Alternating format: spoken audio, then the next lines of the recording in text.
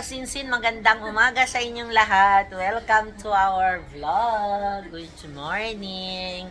So, mayroon akong bagong mga aplikante na dumating from Philippines.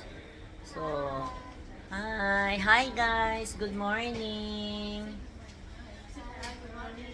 Good morning. So, okay, how you feel Singapore? So great. So, yan guys sila, hopefully na ma-achieve nila yung 2 years contract. So, ayun lang guys, basta ang ano ko lang sa inyo, yung payo ko lang is maging lang kayong laban. Mga OFW, laban lang tayo. Ganyan talaga ang buhay. 'Di ba mga girls? Kaysa yung sa Pilipinas, no? Di ba? Pilipinas, tayo. Pambili mo lang ng asin, iuutangin mo pa, di ba? Yung mga ganun.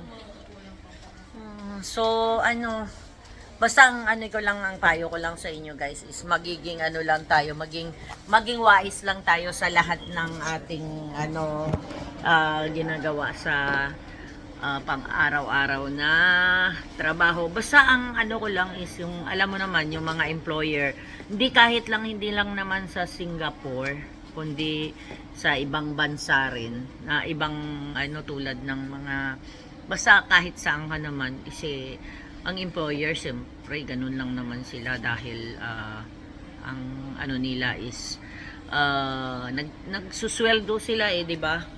Ganun naman talaga, sinusweldohan ngayon. So, syempre, yung ibang amo, sinusulit nila yung sinusulit nila yung mga binabayad nila sa sa tawag dyan, sa helper nila. So, yun lang guys, at maraming salamat sa inyong suporta at pagmamahal. God bless everyone. Bye!